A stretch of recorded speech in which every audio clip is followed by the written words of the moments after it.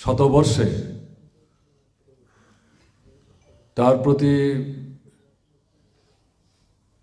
শ্রদ্ধা জানাবার জন্যে এই সভাগৃহে আপনারা যারা সমবেত হয়েছেন, আপনাদের মধ্যে বয়োজ্যেষ্ঠ শ্রদ্ধাভাজন অভিভাবক মণ্ডলী, মা এবং বোনেরা, ভাই এবং বন্ধুগণ, আপনাদের সবাইকে প্রীতি, শুভেচ্ছা এবং অভিনন্দন জানাচ্ছি। শতবর্ষে বৈদ্যনাথদার স্মৃতির প্রতি আন্তরিক গভীর শ্রদ্ধা নিবেদন করছি।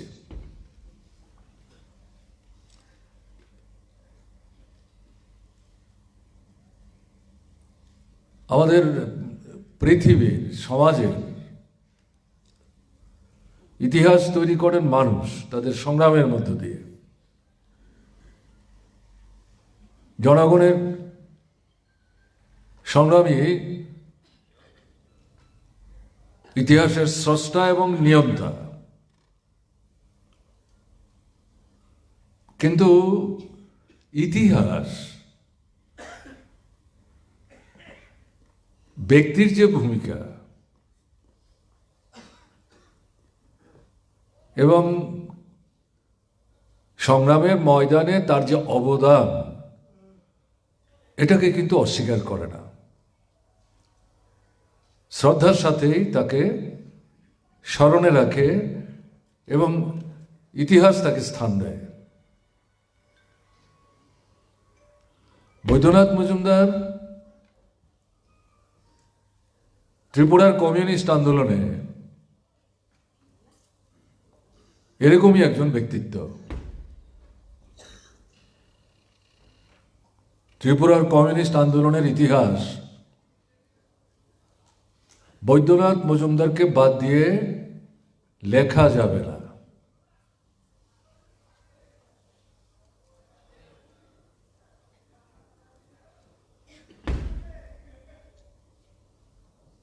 ত্রিপুরায় কমিউনিস্ট পার্টি 1940 সাল থেকে কাজ শুরু করেছিল। পার্টি খুব ছোট ছিল, পরাধীন ভারতবর্ষ। ত্রিপুরা নামে কোনো আলাদা ইউনিট ছিল না।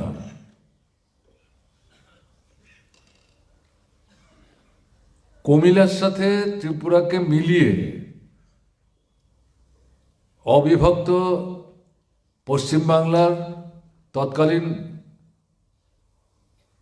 কলকাতা থেকে এই ইউনিটটাকে তারা পরিচালনা করতেন। আমি ইতিহাস থেকে বলছি। ত্রিপুরায় 1940 সালে এই কমিউনিস্ট পার্টির যে ইউনিট কুমিল্লাকে কেন্দ্র করে, তাতে যে এক দুজন ছিলেন, তার মধ্যে অন্যতম ছিলেন কমরেড বীরেন দত্ত। আমরা ছোটবেলায় কমিউনিস্ট পার্টি নাম খুব একটা শুনতাম না। আমি আমার ছোটবেলার কথা বলছি। বীরেন দত্তের পার্টি এভাবে শুনতে আমরা অভ্যস্ত ছিলাম। সেই যে পার্টি, সেই পার্টিতে 1943 সালে বৈদ্যনাথদা প্রথম সদস্য পদ পান। আজকের দিনে আমি ভারতের কমিউনিস্ট পার্টি মার্ক্সবাদীর কথা বলবো। ভারতের কমিউনিস্ট পার্টির কথা তো আমার পক্ষে বলা সম্ভব না। অনেক সহজ হয়ে গেছে সভ্য পদ পাওয়া। সেই সময় কিন্তু এত সহজ ছিল না, খুবই কঠিন, খুবই দুরূহ ছিল। নানাভাবে পরীক্ষা নিরীক্ষা, বিচার বিবেচনা, দেখভাল, প্রত্যক্ষ পরোক্ষভাবে যাচাই, তার মধ্য দিয়ে নেতৃত্বের বিশ্বাস এবং আস্থা অর্থাৎ সংগ্রামের একটা যোগ্য ভূমিকা নিতে পারবেন, এটা যখন তৈরি হতো তখনই কমিউনিস্ট পার্টিতে সেই সময় সভ্যপদ দেওয়া হতো। পার্টি খুব ছোট ছিল। আপনারা জানেন আমাদের দেশের কমিউনিস্ট পার্টি কিন্তু প্রথম গঠিত হয় তাসখন্দে। ভারতবর্ষের 10 থেকে 12 জন লোক পরাধীন ভারতবর্ষে থাকতে পারছেন না, পুলিশ ধরবার জন্য তাড়া করছে, কিন্তু পুলিশের হাতে ধরা দেবেন না, ব্রিটিশ তাড়াবেন, ভারতবর্ষকে স্বাধীন করবেন। এবং এই সময়ে 1917 সালে সোভিয়েত দেশে সমাজতন্ত্র প্রতিষ্ঠিত হয়েছে, নূতন বার্তা, নূতন জাগরণ। এরকম একটা পরিস্থিতিতে যে কোনো মূল্যেই হোক জেলবন্দি না, তার বাইরে থেকে মানুষকে সংগঠিত করে এগিয়ে যেতে হবে। তার জন্য কমিউনিস্ট পার্টি করতে হবে। সোভিয়েত দেশের সমাজতান্ত্রিক বিপ্লব দারুণভাবে প্রভাবিত করেছে। সেই পার্টিটা তৈরি হয়েছে 1920 সালে তাসখন্দে, 12 থেকে 13 জন। এরা এসে 21 সাল থেকে ভারতবর্ষের কমিউনিস্ট পার্টির কাজ সেভাবে শুরু করেছেন। আমি কথাটা বলছি তার থেকে নিশ্চয়ই অনুভব করতে পারবেন যে সেই সময় কমিউনিস্ট পার্টি করাটা কি দুরূহ ছিল। 43 সালে বৈদ্যনাথ দা সেই পার্টির সদস্য হন। লেখাপড়া কিন্তু করতেই পারতেন। কলেজ স্কুল ছেড়ার পর কলেজ বিশ্ববিদ্যালয়ে তার পক্ষে যাওয়া কঠিন ছিল, মোটেই ঘটনাটা না। কিন্তু তখন তার ভাবনা, চিন্তা, চেতনার মধ্যে হচ্ছে ব্রিটিশ থেকে ভারতবর্ষকে মুক্ত করতে হবে, স্বাধীনতা অর্জন করতে হবে। এবং কমিউনিস্ট পার্টিতে যখন নিজে যুক্ত হলেন তখন অনুভবের মধ্যে এটা যেমন তার এসছে, এবং কমিউনিস্ট পার্টি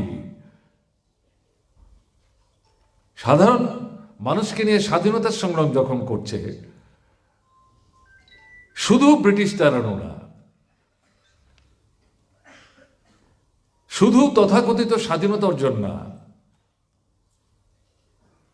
অর্জিত স্বাধীনতাকে কাজে লাগিয়ে ভারতবর্ষকে আমরা কোন দিকে নিয়ে যাব, কিরকম ভারতবর্ষ তৈরি করব। ওই সোভিয়েত দেশ হচ্ছে তখন দৃষ্টান্ত।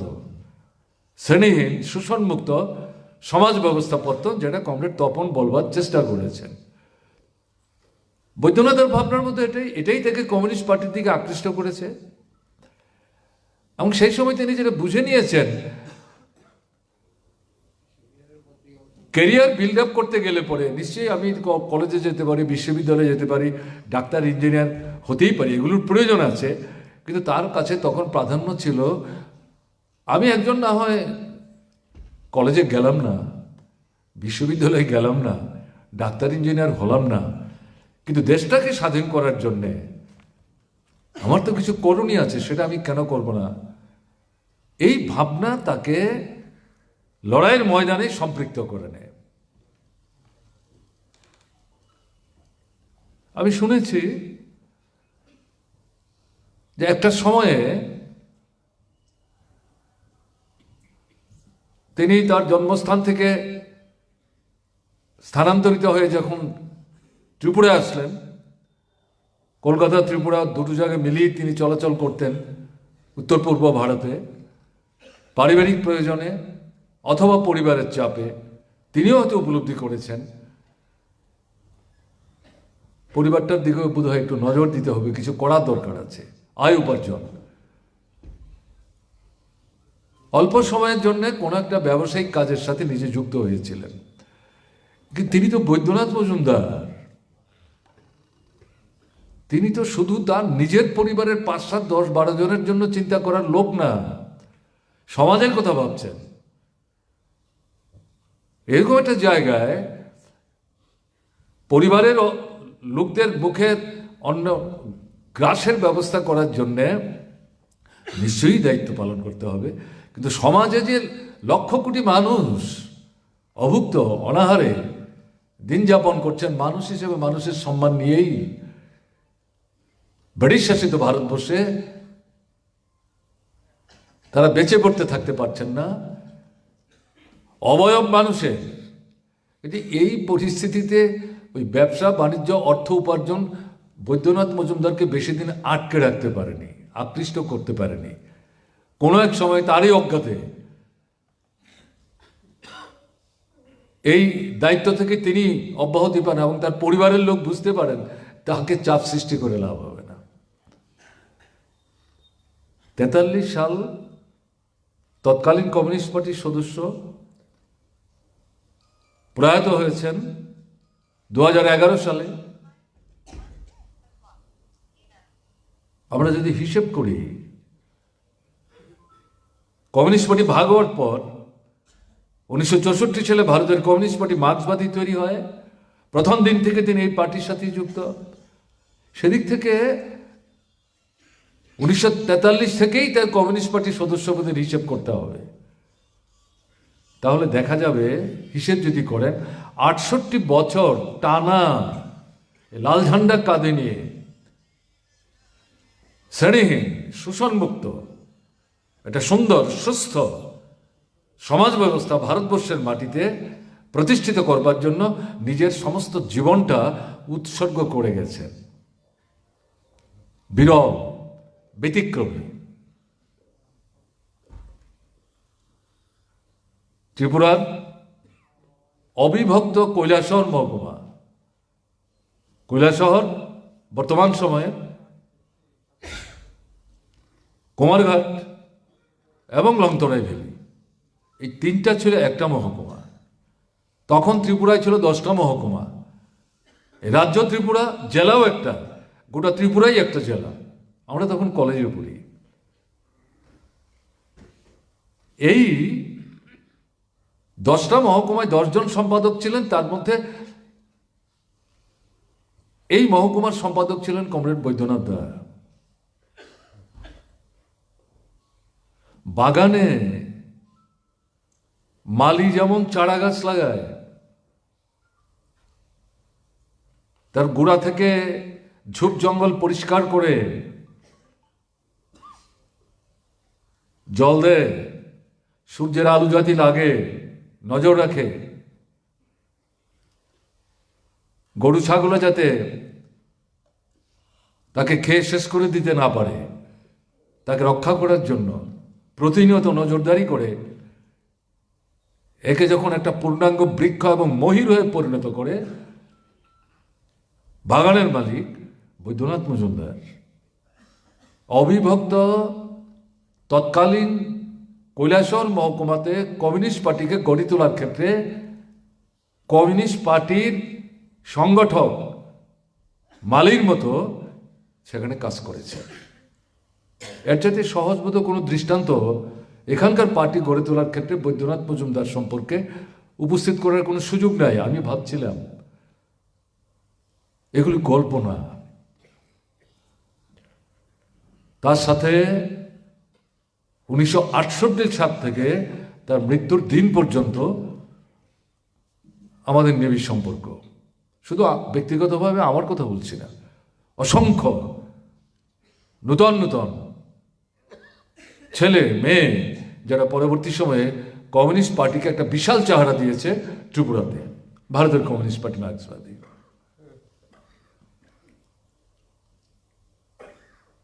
কৈলাসহর পার্টির সেক্রেটারি ছিলেন। পরবর্তী সময়ে ভারতের কমিউনিস্ট পার্টি মার্ক্সবাদী ত্রিপুরা রাজ্য কমিটির সেক্রেটারি হন। ভারতের কমিউনিস্ট পার্টি মার্ক্সবাদী কেন্দ্রীয় কমিটির সদস্য হন।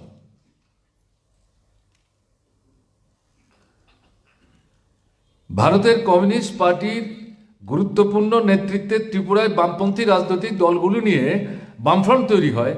সেই বামফ্রন্টের একসময় তিনি আহ্বায়ক মনোনীত হন, দায়িত্ব পালন করেন।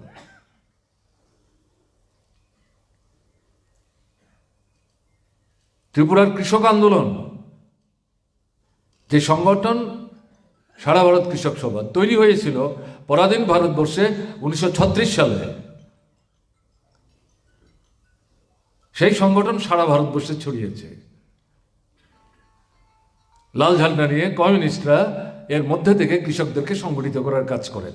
এই ত্রিপুরাতে বৈদ্যনাথ মজুমদার এই সারা ভারত কৃষক সভার ত্রিপুরা রাজ্য কমিটির সম্ভবত তিনি সাধারণ সম্পাদকের দায়িত্ব পালন করেছেন, হয় সম্পাদক অথবা সভাপতি। এই Baidyanath Majumdar CITU, centre of Indian trade union,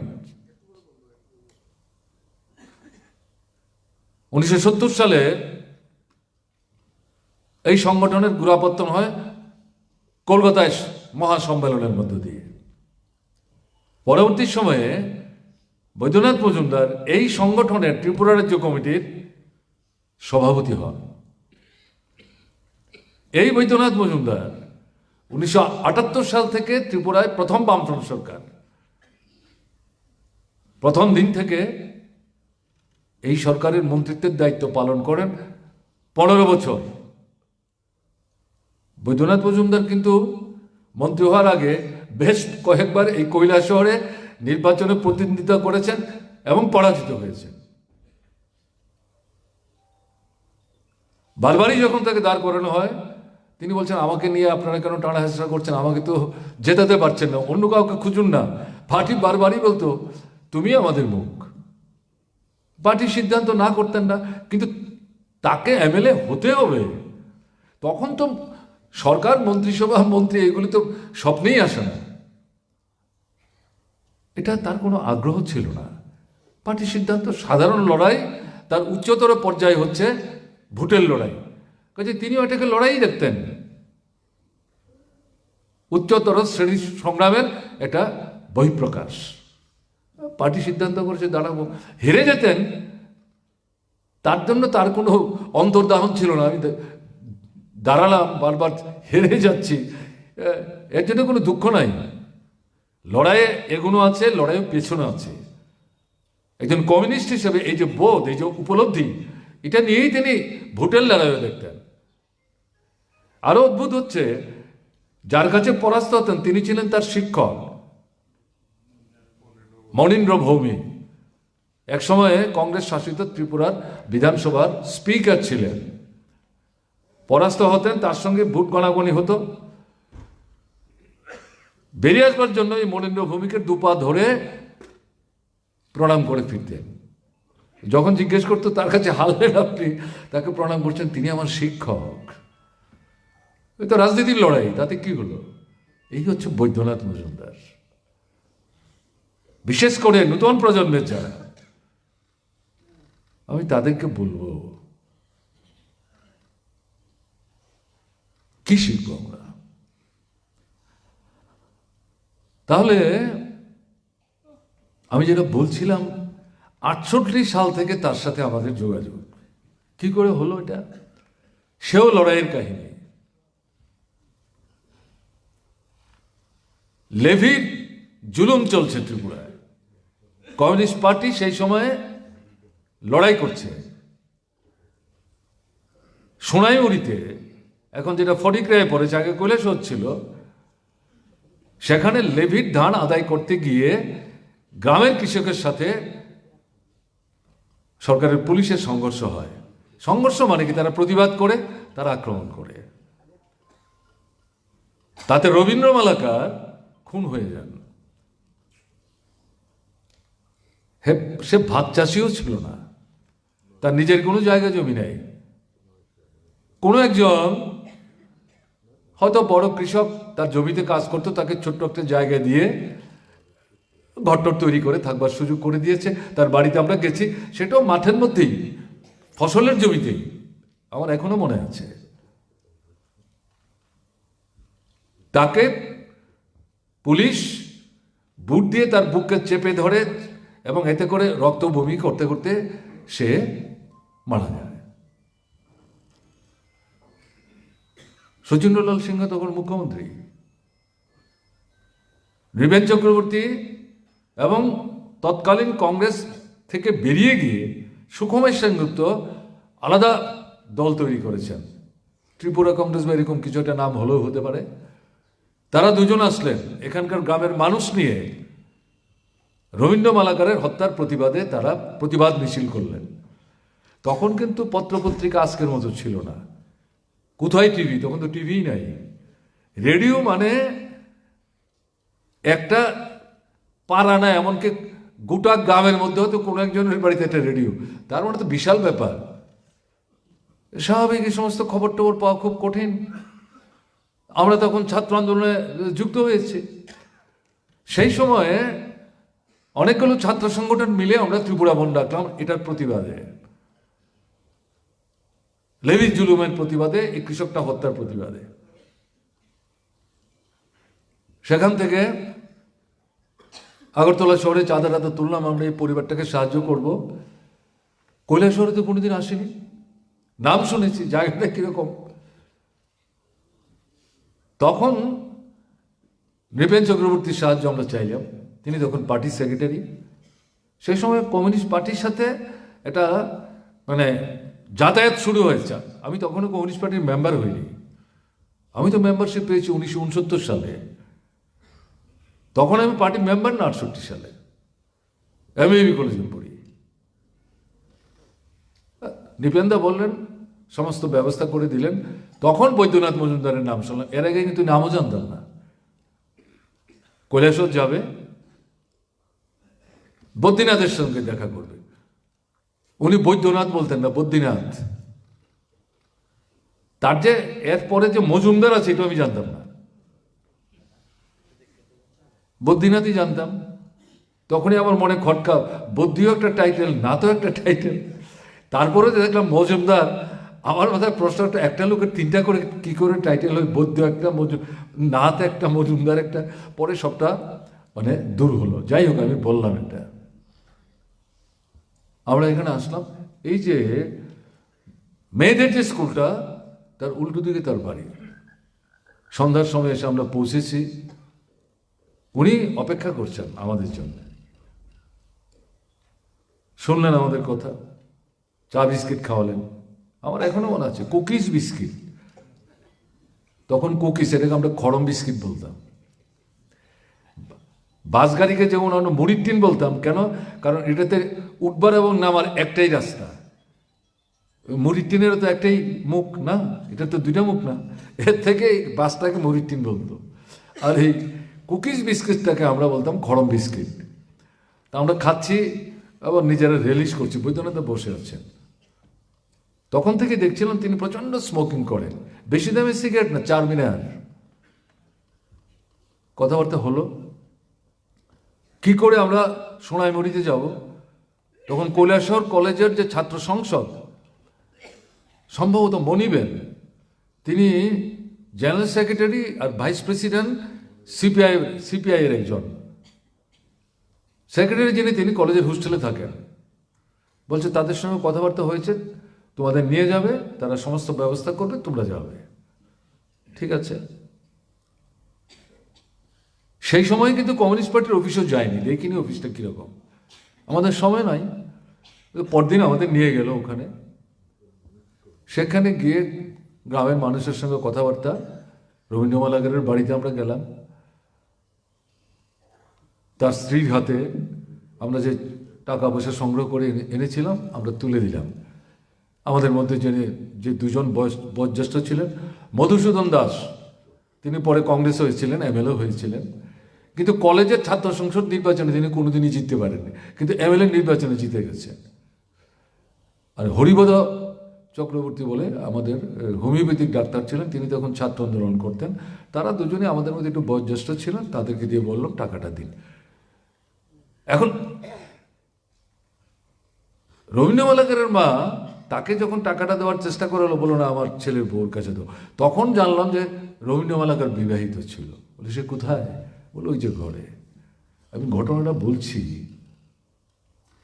এটা তাৎপর্যমণ্ডিত ঘটনা। তখন আমরা দেখছি তো ছোট ঘর, তো দুচলা ঘর, বাঁশ দিয়ে তৈরি করা দরজা। ও দেখছে বাড়িতে যে লোকজন এসে দেখছে, হয়তো আগে অনেক লোকটুক গেছে। ওখানে সে ভেতরে দাঁড়িয়ে আগ চিবাচ্ছে, কুইশার কুইশার, আগ বললে আবার অনেকে বুঝবেন না হয়তো, কুইশার খাচ্ছে, তাকে ডেকে আনছে, নাম ধরেই ডাকছে, তুই তুই করি শাশুড়ি মা ডাকেন মেয়ের মতো, আগটা সে লুকিয়ে রাখছে, তাকে টাকা দেওয়া হচ্ছে, তার মাথার ঘুমটাটাও ঠিকঠাক করে দিচ্ছে। তার যে কি সর্বনাশ হয়েছে সে কিন্তু তখনও যে উপলব্ধি করতে পারছে ঘটনাটা, তাহলে এরকম হয় নাকি? বুঝতে পারছেন তো? একেবারে অবুঝ মেয়ের মতো। আমি এই কথাটা বলছি খুব সচেতনভাবে বলছি। কোথায় কি আক্রমণ করেছে সেই সময় কংগ্রেস, লেভি ধান আদায় করার নাম করে। যাই হোক, সেই সময় থেকে বৈদ্যনাথের সাথে আমাদের সম্পর্ক,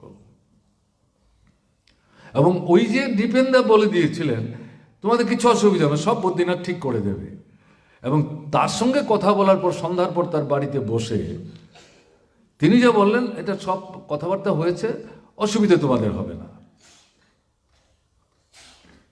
আমরা ফিরে কৈলাসহর আসতে পারিনি, ওখান থেকে বেরিয়ে আমরা অ্যাম্বাসেডার যেটা আগরতলা থেকে রিজার্ভ করে আমরা এসেছিলাম।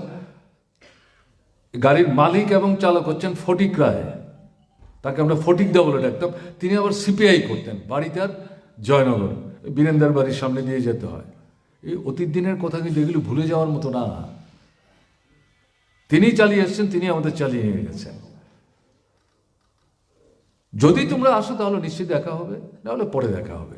আমরা অবশ্যই ফিরে আসতে পারিনি, কিন্তু বলছি নিপেন্দার কথা এবং বৈদ্যনাথের কথা ঠিক কোনো অসুবিধা আমাদের হয়নি। ঘুমানো, থাকা, খাওয়া, যাওয়া, কথা বলা এবং সমস্ত মানুষের সঙ্গে মিশে বিষয়টা জানা, সমস্ত জিনিস ঠিকঠাক, একেবারে মানে মানে ম্যাপ আঁকার মতো যেন চার্ট করে দেওয়া।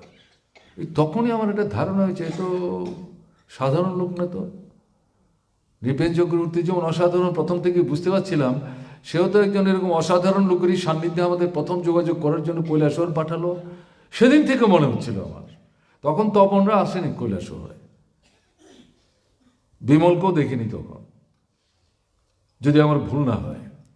আমার স্মরণ শক্তি কিন্তু অতটা সংক্ষিপ্ত না, মোটামুটি মনে থাকে। যাই হোক, এই দিয়ে শুরু হলো। উপজাতিদের মধ্যেই তিনি প্রথম পার্টিটাকে সংহত করার জন্য সবচেয়ে বেশি গুরুত্ব দিয়েছিলেন, এবং তার সঙ্গে সঙ্গে শ্রমিকদের মধ্যে হচ্ছে চা বাগান শ্রমিক। এই চা বাগান শ্রমিকদের মজুরি বৃদ্ধির লড়াইয়ের সঙ্গে বৈদ্যনাথ মজুমদার ওতপ্রোতভাবে যুক্ত। পুলিশ তারা করছে মালিকদের পক্ষে। সেই সময় আগরতলা থেকে নৃপেন চক্রবর্তী নিয়ে আসলেন আমাদের, ছাত্ররা তোমাদের সঙ্গে আছে, শ্রমিকরা মনে করো না তোমরা একা, শুধু কৈলাসহরের ছাত্র না, কৈলাসহর কলেজের ছাত্ররা শ্রমিকদের আন্দোলন সমর্থন করছে। বিমলরা তখন চলে এসছেন, সম্ভবত তখন তপনরাও আছেন। এখানে নিয়ে এসে বৈদ্যনাথ আন্ডারগ্রাউন্ডে আছেন, চা বাগানে, সে বাগানের নাম আমার খেয়াল নেই, পায়ে হেঁটে আমাদের যেতে হলো 2-3 কিলোমিটার, ওখানে গিয়ে বৈদ্যনাথের সঙ্গে দেখা। তাহলে কি দাঁড়াচ্ছে?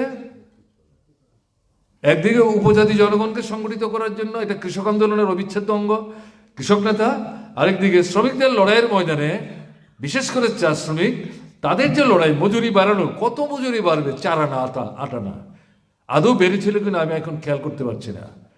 সেই লড়াইয়ে তাদের পাশে দাঁড়িয়ে, তাদের সঙ্গে থেকে পুলিশকে উপেক্ষা করে লড়াই চালাচ্ছেন, নেতৃত্ব করছেন একাধারে শ্রমিক নেতা। বুঝতে হবে, বলে একজন কৃষক নেতা আবার শ্রমিক নেতা কি করে হয়? এটাই কমিউনিস্ট।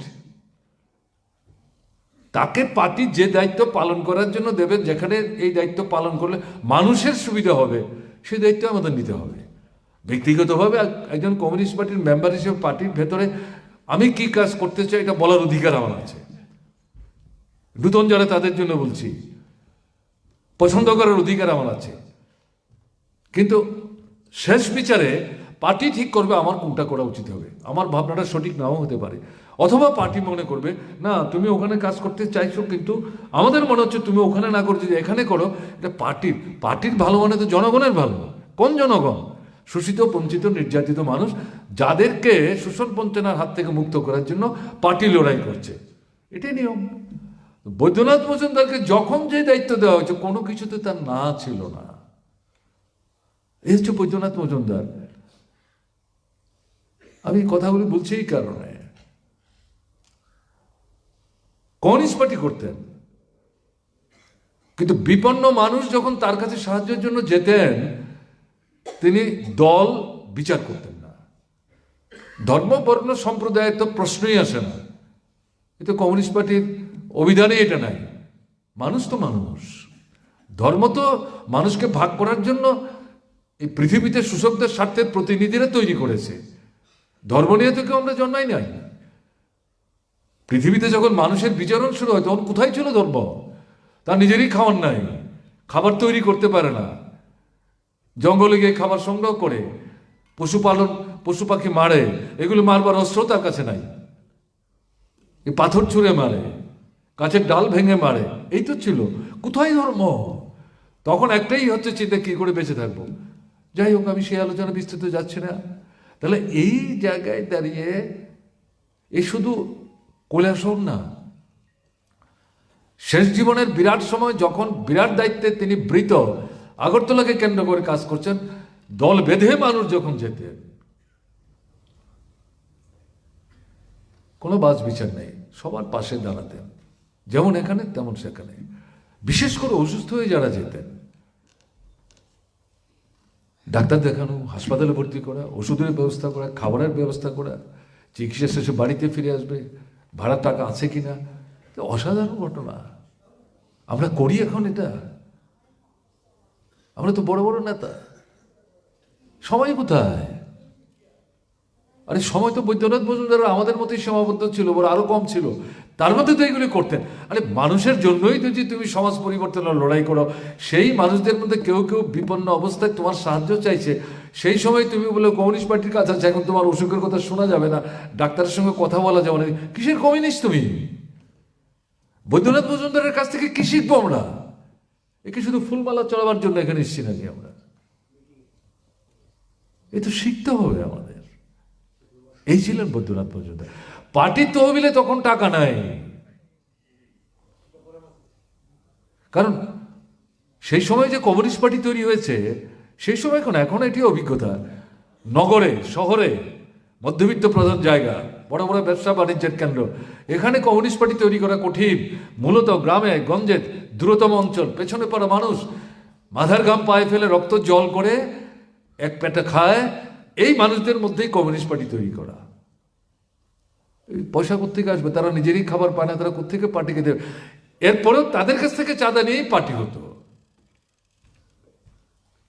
তাহলে এরকম একটা জায়গায় আমি তো দেখেছি বৈদ্যনাথ দাকে এখানে যখন পার্টিতে অফিসে গেলাম, প্ল্যান্টার্স এয়ারওয়েজের একটা অফিস ছিল পাশে, এক দরজা, তার পাশের যে ঘরটা, এই ঘরটাতে 2 দরজা বা 3 দরজার ঘর, এই ঘরটাতে টিনের মানে ঘর, এটাতে কমিউনিস্ট পার্টি অফিস। এবং পার্টি অফিসে ঢুকে আমি দেখলাম অনেকগুলি চার্ট দাঁড় করানো, মানে দেয়ালে সাটা আছে, দেয়াল মানে ঝুলিয়ে রেখেছে। এগুলিতে গিয়ে দেখছি নাম, তারিখ। প্রথম বুঝতে পারছি না, জিজ্ঞেস করলাম এগুলো কি, বলে এগুলি মামলার তারিখ, এর নামে মামলা, অত তারিখে তার হাজিরা।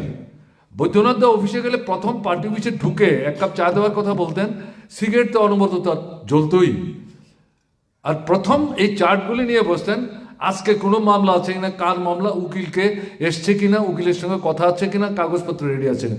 এই হচ্ছে বৈদ্যনাথ মজুমদার।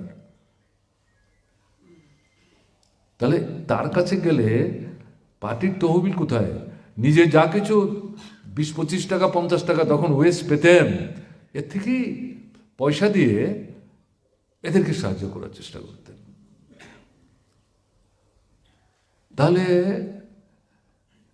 এটা অনাড়ম্বর জীবন, সাদামাটা কিন্তু পরিচ্ছন্ন। নিজের জামা কাপড় নিজেই ধুতেন, ইস্তারি করতেন কিনা আমি জানি না নিজে, কিন্তু মোটামুটি পাট ভাঙা ধুতি শার্টই পরতেন তিনি, পাঞ্জাবি গাইতে আমি খুব কম দেখেছি, 1-2টা কালে ভদ্র দেখলেও দেখতে পারি, কালারওয়ালা, পুরো হাতওয়ালা, এবং সবসময় হাত তিনি বন্ধ করতেন, এই বলে পড়তেন না। আমি যা চোখের সামনে তাকে যা দেখেছি, আড়ম্বরহীন জীবন। আসলে তো তার বাড়িতে আমাদের থাকতে হতো, চৌচালা যে বিরাট বড় টিনের ঘর, এবং তার যে আপনার পালাগুলো, এগুলো তো বিমের মতো, এই ঘর ভাঙার আগ দিন পর্যন্ত সম্ভবত এগুলি ছিল। কোন অংশের দালানের চাইতে কম না, খুব উঁচু। বড় অংশটা মা থাকতেন, বৈদ্যনাথের মা অসুস্থ শয্যাশায়ী। এই ঘরে পাশে আরেকটা চৌকিতে বৈদ্যনাথ থাকতেন, মাঝখানে একটা পার্টিশন, তার সঙ্গে আরেকটা চৌকি থাকতো। বাইরে থেকে কেউ আসলে যদি থাকতে হয় এখানে ঘুমতো। আমি এসে এখানে ঘুমাতাম, নৃপেন চক্রবর্তীর সঙ্গে এসে এখানেই ঘুমিয়েছি আমি। বৈদ্যনাথদার মা বৈদ্যনাথদাকে ডাকতেন নারায়ণ বলে, বৈদ্যনাথ ডাকতেন না, বাড়ির ডাক নাম বৈদ্যনাথদার। মায়ের বিষয়ে বৈদ্যনাথদা অত্যন্ত সচেতন ছিলেন, অত্যন্ত সচেতন। নিজের খাওয়া দাওয়া নিয়ে চিন্তা করতেন না, মায়ের সমস্ত ব্যাপারটা লক্ষ্য রাখতেন। আমি কেন কথা বলছি, অনেকে বলবেন সন্তান তো মায়ের খবর রাখবি। আজকের দিনের সন্তানরা সবাই মায়ের বাবার খবর রাখে। বিয়ে শাদী করার পর সন্তান নিজের হওয়ার আগেই বয়স হয়ে গেছে মা বাবার, তাদেরকে নিয়ে আপনার আশ্রমে রেখে আসে। তাও বছরে একবার দেখা করতে যায় না, ওখান থেকে মাকে ফোন করতে হয়। বাধ্য হচ্ছি কথাগুলো বলতে। এটা কি সভ্যতা, কোথায় আমরা যাচ্ছি? এই কারণে আমি বৈদ্যনাথ মজুমদারের কথা এখানে উল্লেখ করার চেষ্টা করলাম। মন্ত্রী প্রতিদিন দুবার ফোন করে খবর রাখছেন মা কেমন আছেন, কারণ মাকে তো ওখানে নিয়ে যাওয়া যায় না। আমরাও তাকে এই কথা বলিনি, কারণ এটা অবাস্তব হবে, আর উনি এই বাড়ি ছেড়ে যাবেন না। এবং প্রতি মাসেই দুবার তিনবার আসতেন, একদিকে প্রশাসনিক কাজ, পার্টির কাজ এবং মাকে দেখা। এটা এটা বুঝতে হবে আমাদের। 68 সাল থেকে তাকে দেখছি, তার মৃত্যুর দিন পর্যন্ত চোখে দেখা, কারোর কাছ থেকে শোনা কথা না। শুধু শোনা কথা একটাই বলেছি, মাঝখানে কিছুদিন তিনি পরিবার ভরণ পোষণের জন্য একটা ব্যবসার সাথে যুক্ত হয়েছেন, কিন্তু বেশি দিন তাকে আটকে রাখতে পারেনি। তাকে আমি কোনোদিন জিজ্ঞেস করিনি, আমাদের আরেকজন কমরেডের কাছ থেকে শোনা। তার বাস্তব ভিত্তি কি আছে আমি জানি না, কাজে এখানে এগুলো চাক্ষুষ করেছি। এবং হাতে ধরে এই পার্টির চারিদিকে এই বাগানটা সাজিয়েছেন। ছাত্র সংগঠন, যুবক সংগঠন, মহিলাদের সংগঠন আগেই ছিল, কিন্তু এখানে খুব একটা শক্তিশালী ছিল ঘটনা তা না, এটাকে গড়ে তুলেছেন। কৃষক সংগঠন, শ্রমিকদের সংগঠন, এবং কৃষকদের মধ্যে প্রথম হচ্ছে গণমুক্তি পরিষদ। এগুলো তো সব তার হাতে তৈরি করা। কর্মী নেতৃত্ব তার বাছাই করা। এটা পছন্দ অপছন্দ না, বৈদ্যনাথ করে তাকে দেখলে হাত জোর করে নমস্কার করে, সাইকোফেন্সি না, কোয়ালিটি, গুণ আছে, সম্ভাবনা আছে, একে দিয়ে এটা হবে, তাকেই দায়িত্বটা দিতে হবে। বাছাই করতে পারতেন, মুন্সিয়ানা ছিল। এইভাবে এখানে নূতন নেতৃত্ব গড়ে তুলেছেন। এরাই তো এমএলএ হয়েছেন, মন্ত্রী হয়েছেন, সংগঠনের নেতৃত্ব গেছেন, পার্টি সর্বভারতীয় কমিটির মেম্বার, তখন সেন্ট্রাল কমিটির মেম্বার। বৈদ্যনাথ মজুমদার তারা যদি তাদেরকে হাতে ধরে গড়ে পিঠে না তুলতেন, আমাদের প্রশ্ন যেমন তপনদের প্রশ্ন তো তাই। কাজে এগুলো আমরা ভুলে গেলে চলবে না। এবং সব কিছুর ভিত্তিটাকে মার্ক্সবাদ, লেনিনবাদ। লক্ষ্যটা কি? সমাজতন্ত্র, শ্রেণীহীন শোষণমুক্ত। উদ্দেশ্যটা কি? মানুষ মানুষের সম্মান নিয়ে বাঁচতে পারবেন। এটা এক দুজনের কাজ না, অসংখ্য মানুষ চাই। সব মানুষ আসবে এই লড়াইয়ে, ঘটনা তা না। বেশিরভাগ মানুষের নৈতিক সমর্থন থাকবে, সক্রিয় মানুষের সংখ্যা কম হবে। যারা সামনের সারিতে দাঁড়িয়ে নেতৃত্ব করবেন, তিনি শুধু ঠেলে দিতেন না, এই সামনের সারিতে দাঁড়িয়ে নেতৃত্ব দেওয়ার সংগ্রামে তিনি নিজেই প্রথম সামনের সারিতে থাকতেন। জেল হাজতের ভয়টাই তার কাছে ছিল না। এই সবটা মিলিয়ে বৈদ্যনাথ মজুমদার, কমরেড তপন উল্লেখ করলেন সঠিক, অজাত শত্রু ছিলেন। ব্যক্তিগতভাবে তো কারোর সঙ্গে তার ঝগড়াঝাটির কোনো কারণ নাই, তার জায়গা সম্পত্তি এই সমস্ত নিয়ে তার কোনো প্রশ্ন নাই। তো রাজনৈতিক দৃষ্টিভঙ্গিতে লড়াই থাকবে, তখন মূল লড়াই আমাদের কংগ্রেসের বিরুদ্ধে, তারপরে টিউজেস, সর্বনাশা রাজনীতি, অর্থনৈতিক দিক থেকে, মতাদর্শের দিক থেকে, কংগ্রেস যদি ঠিকভাবে করতো তাহলে ব্রিটিশ চলে যাওয়ার পর, স্বাধীনতার পর আজকে ভারতবর্ষ যে জায়গায় এসে দাঁড়িয়েছে, এখানে তো ভারতবর্ষ আসতো না। আমরা কমিউনিস্টরা সেই সময় আমাদের নেতৃত্বে যেভাবে ভেবেছেন, এটা যদি কংগ্রেস দলের নেতৃত্বের একটা অংশ এইভাবেই ভাবতেন, কিন্তু সরকার দখল করার পর যদি সেটা বাস্তবায়নের চেষ্টা করতেন, ভারতবর্ষের চেহারা অন্যরকম হয়ে যেত। হয়নি সেটা, হয়নি তো সেটা। কাজেই সেদিক থেকে যেটা আজকের দিনে বিশেষ করে যেটা বলতে চাইছি, অজাত শত্রু ছিলেন, তার সম্পর্কে রাজনীতির প্রতিদ্বন্দ্বী ছাড়া তারাও উলটপালট কথাবার্তা বলার সাহস পায়নি, আঙুল তোলার সাহস পায়নি। কমিউনিস্ট তো এরকমই হবে, এরকমই তো হওয়া উচিত। এই যে বাড়িটা দেখছেন না, তার ছিল, আমরা সবাই জানতাম বৈদ্যনাথ মজুমদারের বাড়ি, কিন্তু বৈদ্যনাথ মজুমদার কখনো এটা তার বাড়ি বলে বলতেন না। ক্রমে ক্রমে যখন তার বয়স বাড়ছে, আস্তে আস্তে একটু হেলে যাচ্ছেন, সেই সময় এই বাড়ি নিয়ে চিন্তা ভাবনা করতে শুরু করেছেন। কথা হলো, কিন্তু তিনি একা সিদ্ধান্ত নিতে পারছেন না বাড়িটা পার্টিকে দেবেন কিনা। কারণটা কি? বৈদ্যনাথের বাড়ি, ওনার কি আছে, কেন তিনি এটা দেওয়ার ক্ষেত্রে চিন্তা করছেন? পরে গিয়ে আমরা জানলাম তার আত্মীয় পরিজনরা আছেন, এটা তার পৈতৃক সম্পত্তি, এটা আরো অনেক মালিক আছেন, যদিও তারা কেউ এই বাড়ির মালিকানা দাবি করতে আসে না।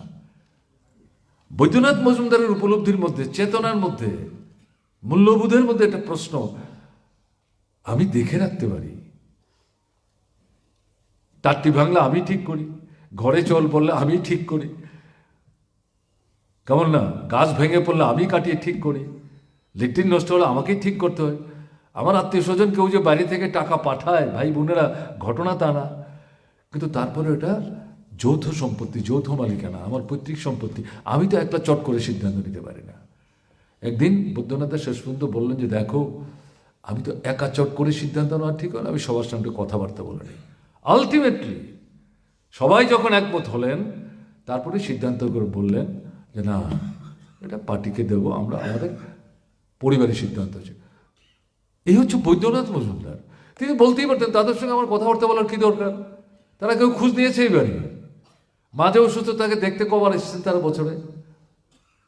এই ভাঙাচোরা সমস্ত বিষয়ের মধ্যে আমি যে একটা দুইটা ঘর তৈরি করে ভাড়াটিয়া, তাও পার্টির ছেলেই অথবা কর্মচারী পার্টিকে সমর্থন করেন, এই পয়সা টয়সা দিয়ে এগুলি বেড়াটা ঠিকঠাক করি, তারা দেখো খবর নিন, তাদের সঙ্গে আমার কথাবার্তা কী দরকার, আমি থাকবো না তখন এই জায়গাটা কি হবে, এটা পার্টিকে দেবো, বলতে পারতেন তো, বলেননি তো।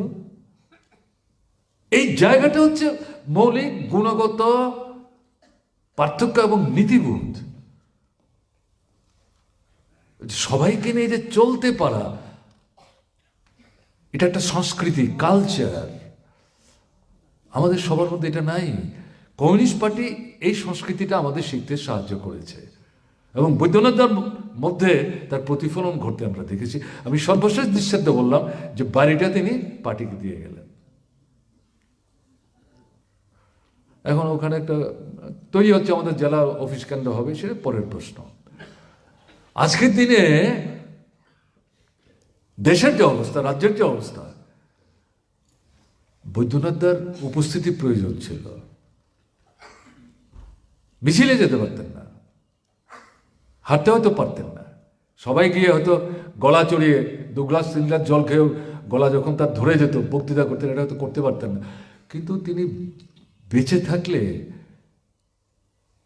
আমরা যারা এখন কাজকর্ম করছি তার সঙ্গে গিয়ে কোনো জটিল বিষয়, কোনো সমস্যার বিষয়, কিছু কর্মসূচি নিতে চাই, পরামর্শ চাইলে তার কাছ থেকে সঠিক যথার্থ পরামর্শ তো আমরা পেতাম, এটা তো আমরা মিস করছি। তার অনুপস্থিতি এখন আমরা অনুভব করছি, এটা অস্বীকার করা যাবে না, এটা অস্বীকার করা যাবে না। আজকের দিনে আমাদের রাজ্যের অবস্থা শুনছিলেন আপনারা, রাজন্য বলছিলেন, আমি এর আগে এখানে এসেছিলাম,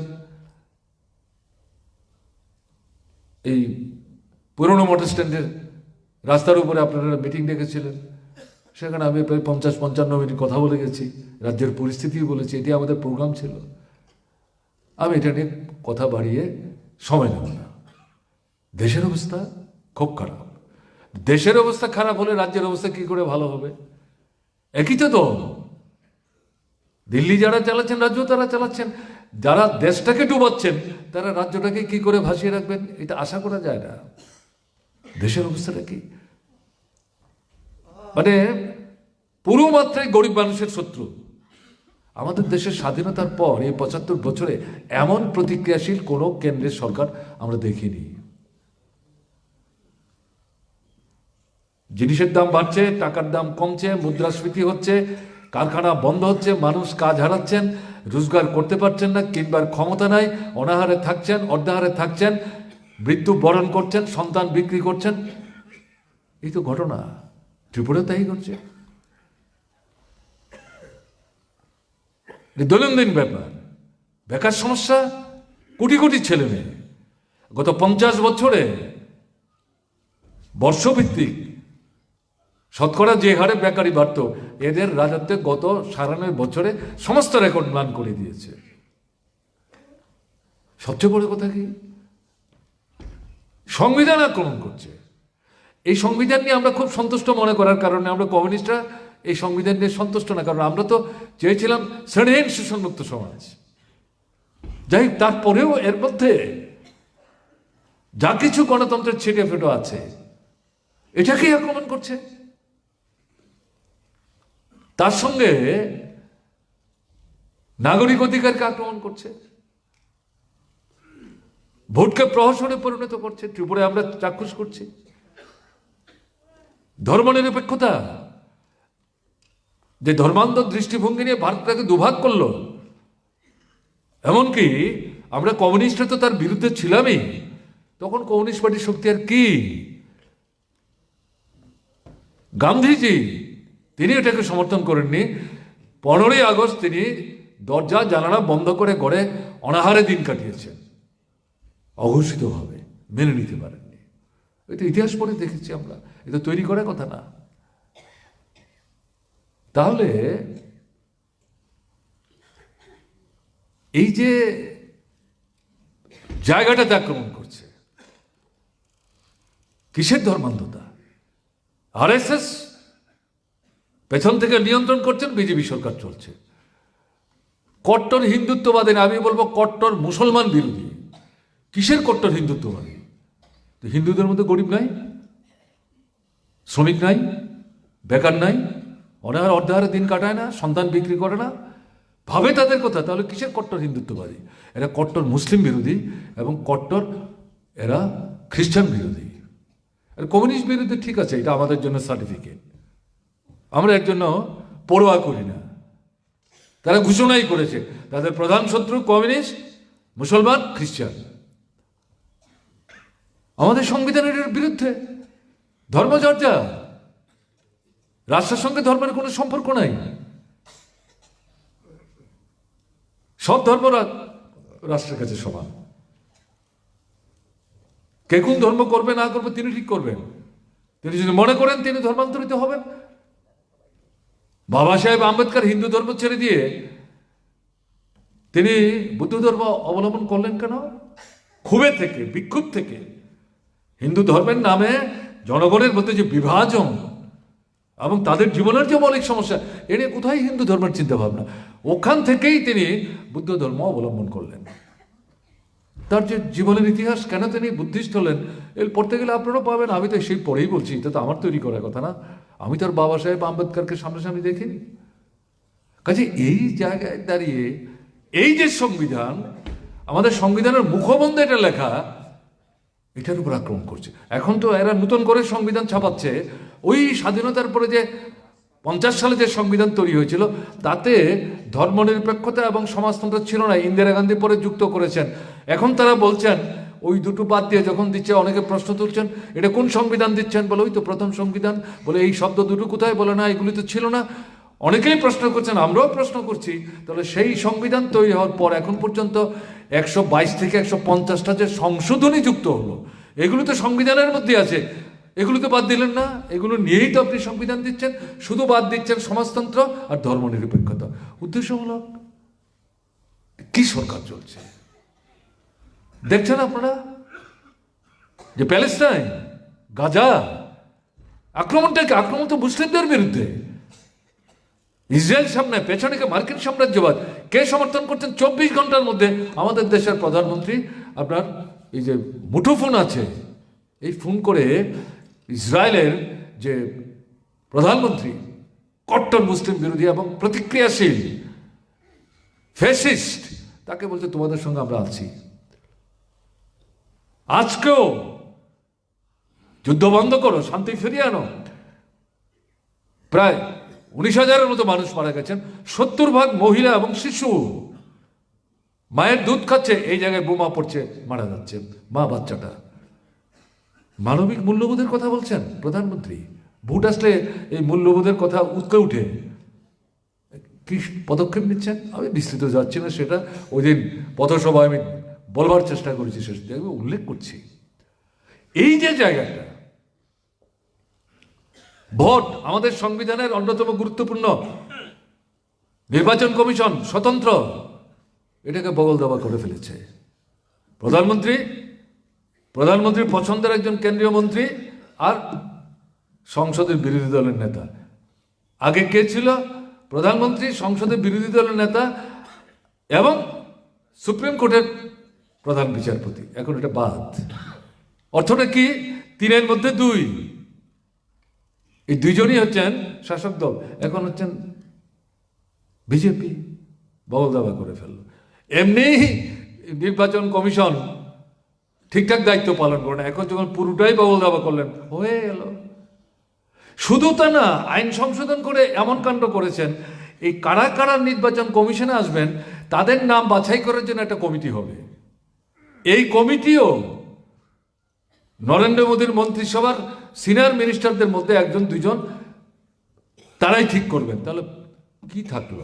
এই জায়গায় চলে যাচ্ছে। বুঝবার চেষ্টা করতে হবে।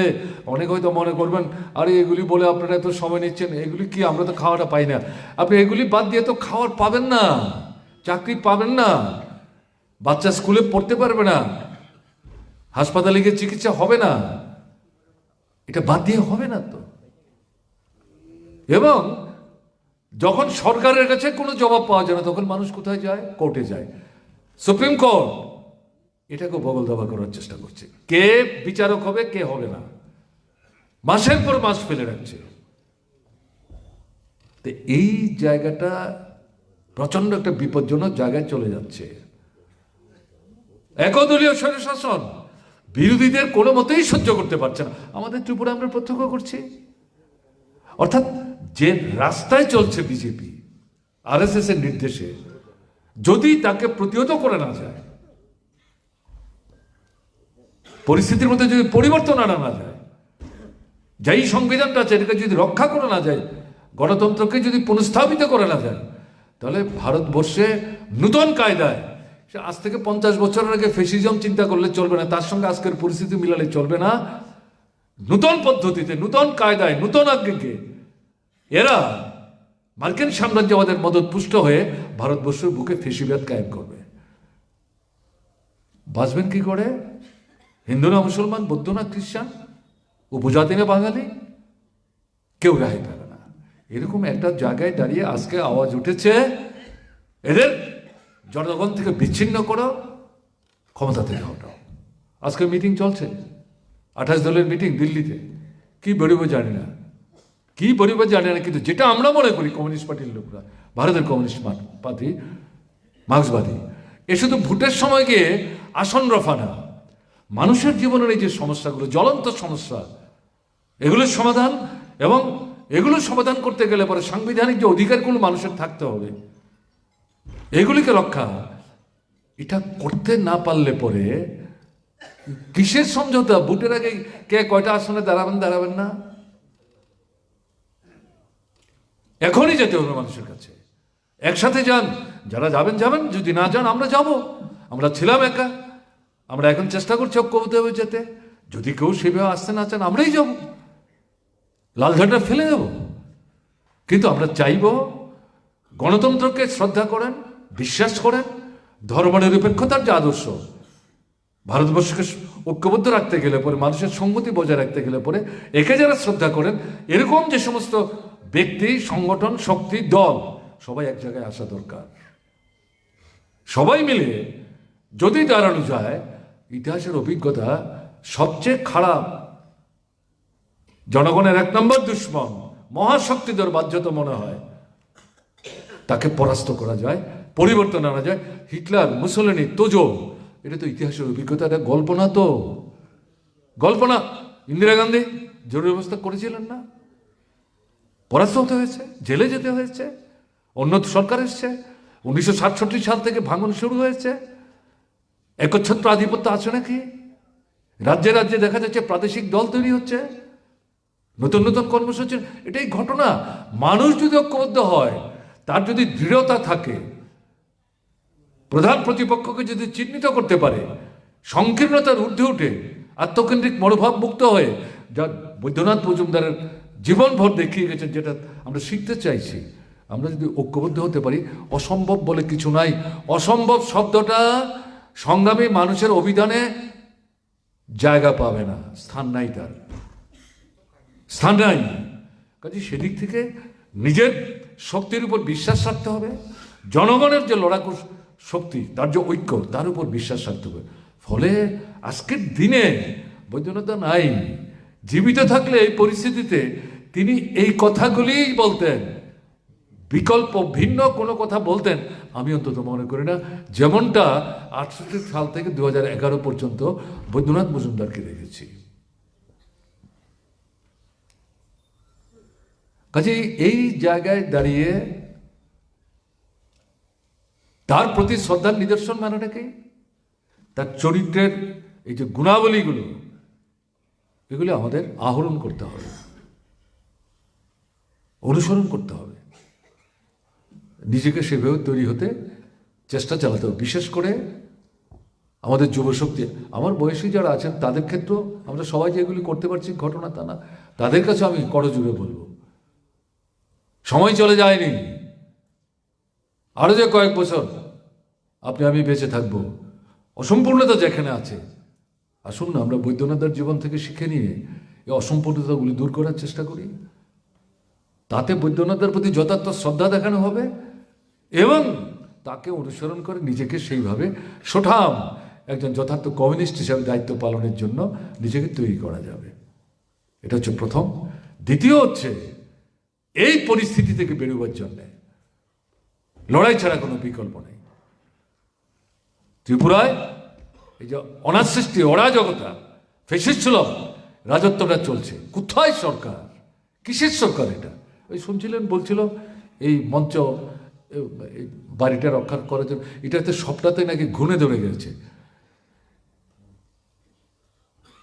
বিজেপি সরকারের দৌলতে গোটা রাষ্ট্র ব্যবস্থার মধ্যে যেখানে ঘুণে ধরেছে, আপনার কৈলাসহরের এই টাউন হল ঘুণ মুক্ত থাকবে আশা করেন কি করে? সবটাই তো ঘুণে ধরেছে, সব পাল্টাতে হবে।